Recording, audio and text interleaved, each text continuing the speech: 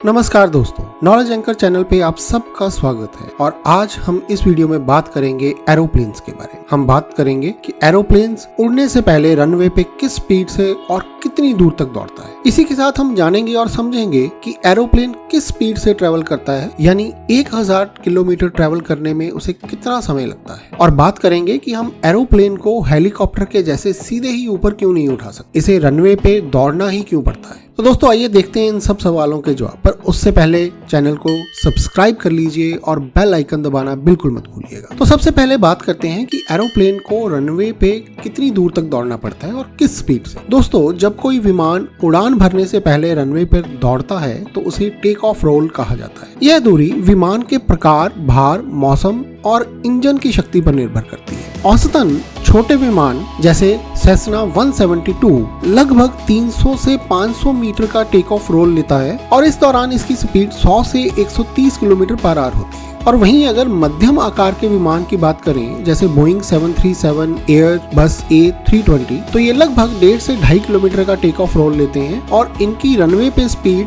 200 से 220 kilometre per hour तक की होती है। और इसी तरह बड़े विमान जैसे बोइंग 747 और एयरबस A380 ये लगभग 3 से 4 किलोमीटर दौड़ते हैं और इनकी स्पीड 270 से 330 किलोमीटर के बीच में होती है। हाँ, अगर बात करें लड़ाकू विमानों की तो उनका सिस्टम थोड़ा अलग होता है। अगर हम जैसे F-16, रफाल, सुकोई Su-30 ये 300 से 400 किलोमीटर पर आवर की स्पीड से रनवे पे दौड़ते हैं और इन्हें सिर्फ 500 से 1000 मीटर तक का ही टेक ऑफ रोल चाहिए होता है। लड़ाकू विमान अक्सर तेज टेक ऑफ के लिए कैटापल्ट या शॉर्ट टेक ऑफ टेक्नोलॉजी का उपयोग करते हैं। अगर आप इनके बारे में भी अधिक जानकारी चाहते हैं तो कमेंट्स में जरूर बताइएगा, हम इस पे एक अलग वीडियो बनाने की कोशिश करेंगे। अगर विमान टेक ऑफ प्रोसेस की बात करें तो विमान टेक ऑफ करने के लिए सबसे पहले विमान रनवे के शुरुआती बिंदु पर पहुंचता है और पायलट इंजन पूरी शक्ति से चालू करता है। उसके बाद विमान रनवे पर तेजी से दौड़ना शुरू करता है और गति बढ़ाता है। जब विमान टेक ऑफ स्पीड तक पहुंचता है तो पायलट विमान के नोज को ऊपर उठाता है, जिससे पंखों पर लिफ्ट बनती है और विमान हवा में उठ जाता है। इससे विमान रनवे से ऊपर उठकर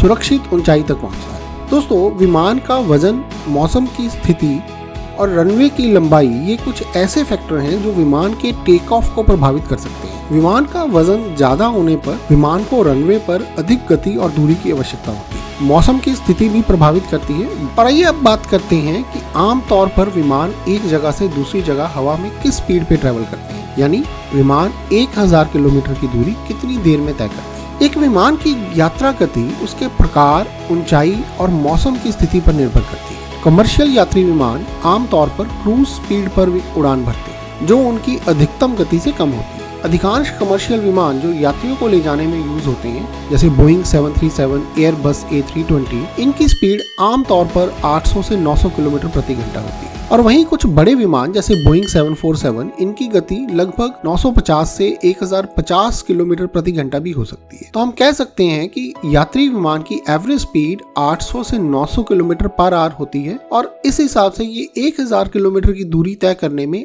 1 घंटा 10 मिनट से लेकर 1 घंटा 30 मिनट के आसपास का समय लेते हैं। और यह समय विमान के प्रकार, ऊंचाई और मौसम की स्थिति के हिसाब से थोड़ा कम ज्यादा हो सकता है। जैसे अगर आप दिल्ली से मुंबई कभी ट्रैवल करते हैं तो ये 1200 किलोमीटर की दूरी लगभग 1 घंटा 30 मिनट से 1 घंटा 45 मिनट तक लेती है। आप स्क्रीन पर यहाँ पे कुछ विमानों की स्पीड देख सकते हैं, जैसे बोइंग 737 850 किलोमीटर प्रति घंटा, Airbus A320 840 kilometre per hour, Boeing 787 900 kilometre per hour और एयरबस 380 900 पर किलोमीटर आवर। इसी तरह से सेस्ना 172 जो कि एक छोटा विमान है, उसकी गति बहुत कम होती है जो 220 किलोमीटर पर आवर के आसपास होती है। तो दोस्तों, ये थी बात विमान की स्पीड के बारे में। और अब बात करते हैं एक विमान जमीन पर खड़े खड़े ऊपर क्यों नहीं उड़ सकता, उसे रनवे पे दौड़ना क्यों जरूरी होता है और एरोप्लेन में हेलीकॉप्टर जैसी टेक्निक क्यों नहीं यूज की जा सकती। तो दोस्तों, इसका उत्तर है कि विमान को उड़ान भरने के लिए थ्रस्ट और लिफ्ट की जरूरत होती है। ये दोनों बल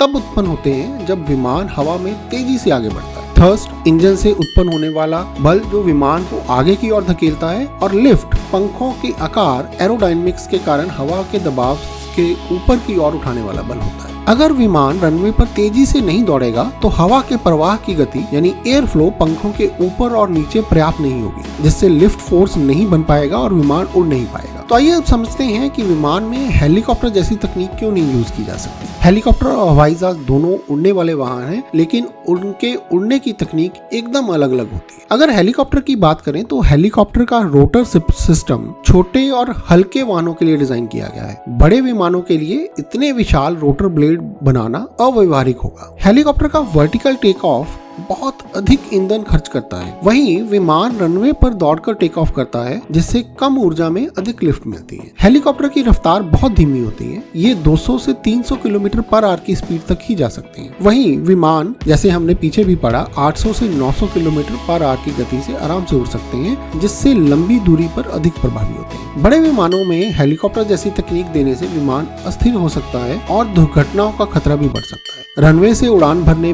की तकनीक ज्यादा सुरक्षित और कुशल है, इसीलिए यात्री विमान हमेशा रनवे पर दौड़ के ही टेक ऑफ करते हैं। दोस्तों, कुछ खास विमान भी हैं, जैसे V-22 ऑस्प्रे और हैरियर जेट। ये हेलीकॉप्टर और प्लेन की तकनीक को मिलाकर उड़ सकते हैं, लेकिन ये विमान विशिष्ट सैन्य उद्देश्यों के लिए डिजाइन किए गए हैं। तो दोस्तों, ये थी एरोप्लेन के रनवे पर दौड़ने की कंप्लीट जानकारी और उसकी एक जगह से दूसरी जगह पे ट्रैवल करने की स्पीड के बारे में जानकारी। आशा करते हैं आपको ये वीडियो अच्छी लगी होगी। इसी तरह की और भी नॉलेजेबल वीडियोस के लिए नॉलेज अंकल चैनल को सब्सक्राइब कीजिए और वीडियो को लाइक और शेयर करना बिल्कुल मत भूलिएगा। धन्यवाद।